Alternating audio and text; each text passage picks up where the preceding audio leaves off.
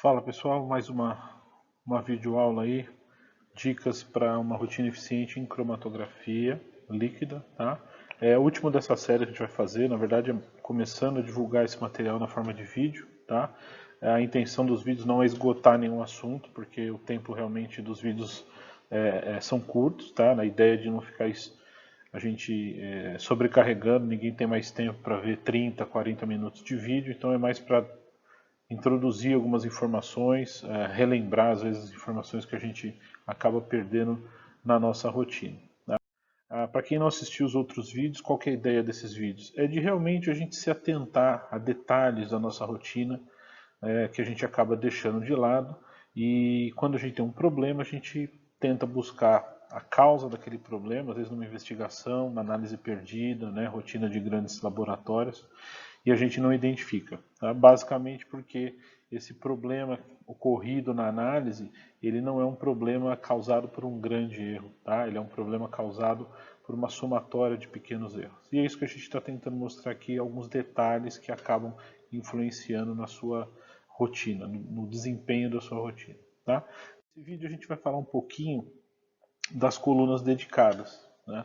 Para alguns segmentos, farmacêutica, alguns outros segmentos mais regulados, né, vamos assim dizer, a rotina de coluna dedicada já é padrão, já é redundante a gente falar, mas ainda tem algumas coisas para serem colocadas. Por quê? Porque não é o fato de você usar a coluna dedicada que você vai tirar o melhor dessa ferramenta. Tá? Então a gente tem muita gente que usa a coluna e acaba não utilizando todos os recursos possíveis desse fato. Tá? Então, ao mesmo tempo, nós já temos alguns segmentos que não tem como trabalhar ou dificilmente trabalham com rotinas de coluna dedicadas. Por exemplo, segmento de serviço, prestação de serviço, só se você tiver um cliente já muito assíduo, que tem uma rotina já definida, é que você vai conseguir definir uma coluna, dedicar uma coluna para o produto dele.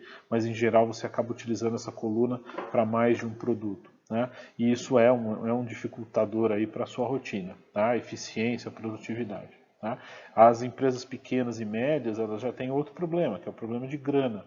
Tá? Então não tem como você ter um arsenal ali de 20, 30 colunas, às vezes, dedicadas para os seus produtos. Então tem-se a tendência a economizar um pouco com isso e utilizar colunas compartilhadas. Tá?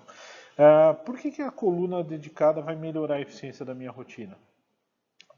Em alguns pontos mais rápidos, a gente tem uma das coisas importantes é que a coluna dedicada, em geral, ela tem uma durabilidade conhecida. Né? E qual que é a vantagem disso? Você tendo o histórico dessa coluna, o que vai fazer com que o que melhora na sua rotina?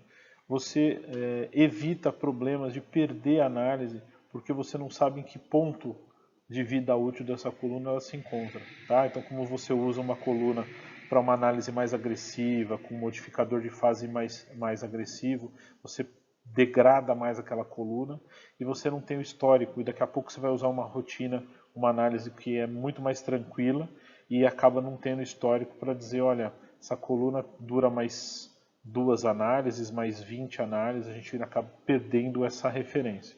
Tá? Então, uma das coisas é você manter a coluna dedicada, claro, com o histórico da coluna, né, a gente vai falar um pouquinho mais, para que você consiga controlar essa vida útil e não perca a análise, principalmente quando ela vai chegando no final de vida útil da coluna. Tá? Aqui é outro ponto importante, né? A coluna é um consumível, tá? Então é importante esse ponto.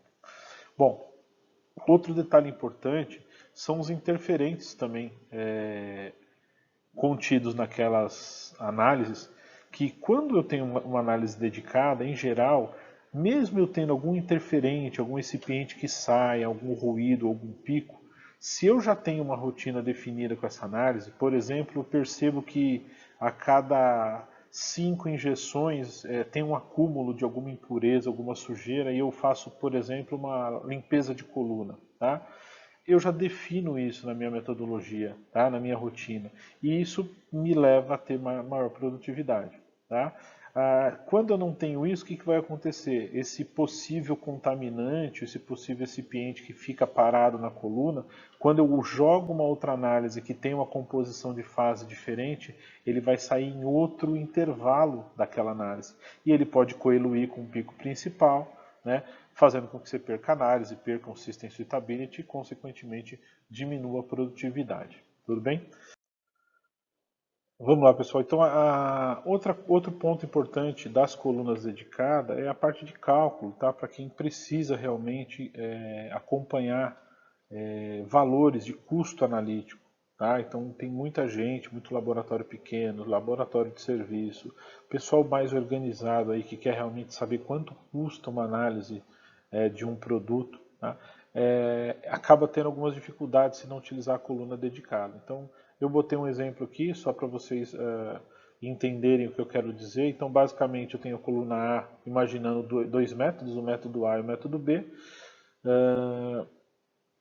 Um método A bem mais tranquilo, onde eu tenho uma coluna durando por volta de 3.000 injeções. E um método B com uma coluna durando aí por volta de 500 injeções.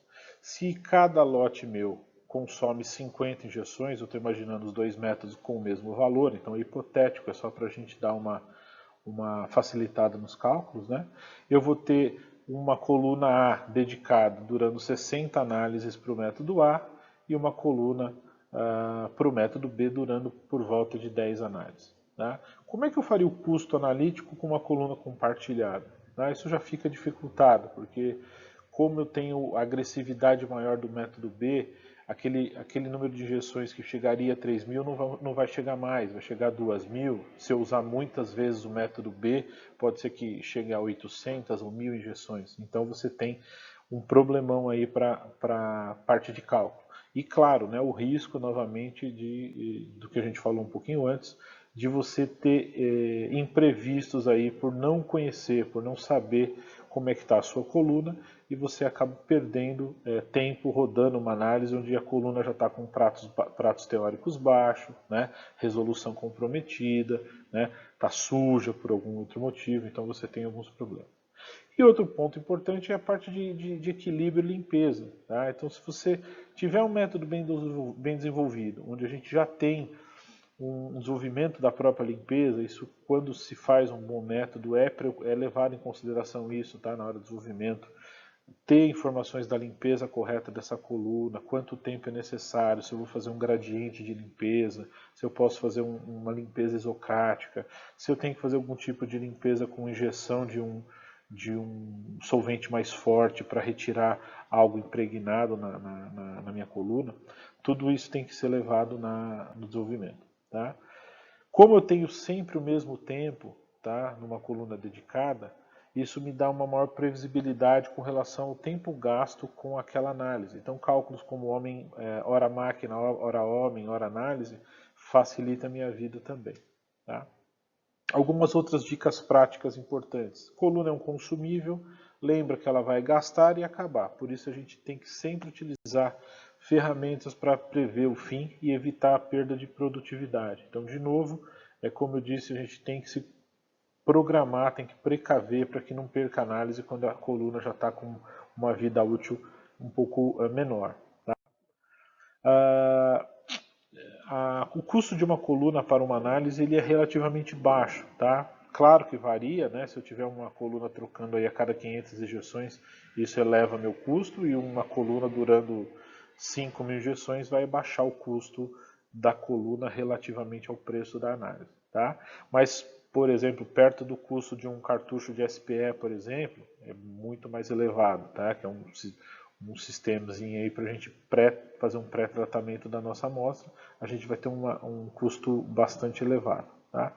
Então, assim, é importante a gente não perder tempo tentando rodar uma análise em uma coluna com pratos teóricos baixos, com parâmetros cromatográficos já em níveis mínimos, então minha resolução já está quase no meu limite do método, né? Meu fator cauda, né? Ou simetria, tudo isso é importante eu estar dando uma olhada e me preocupar. Então, antes de eu correr essa análise, troca uma coluna, pega uma coluna nova, já equilibrada, rode e em paralelo você vai tentar limpar ou regenerar essa coluna velha que já estava em uso. Tá? Outra dica importante é manter o registro da sua coluna. Tá? Muita gente usa logbook, né, o livro de caderno de registro, o livro de registro para equipamentos, mas não faz o mesmo para as colunas. Tá? Então é importante eu ter informações como pressão, pratos teóricos, resolução, outros possíveis parâmetros cromatográficos importantes daquela análise. Eles nos ajudam a ter uma ideia das condições da coluna e evita a perda de tempo. Tá? É muito importante. E aí outra dica também que é importante, não adianta eu fazer um livro de registro e não saber o estado inicial daquela rotina. Então uma das primeiras coisas que eu devo fazer quando eu começo a utilizar uma coluna é manter um cromatograma das primeiras injeções como referência. Essa simples comparação às vezes entre formato de pico, linha de base, tá, já vão eliminar a perda de tempo com tentativa de você rodar, tá, uma adequabilidade de sistema, rodar um teste, uma sequência de injeções teste, né, para você ver se aquela coluna está boa e se decepcionar depois de 8, 10 horas de análise e chegar e não obter resultado, tá bom?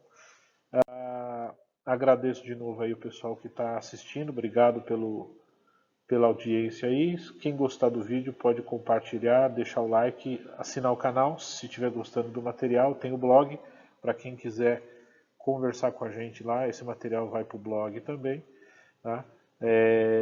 Aqui o nosso site e loja de venda de produtos e materiais para laboratório. Quem precisar de treinamento, consultoria, a Chromaservice também trabalha com esse tipo de serviço. Tá bom?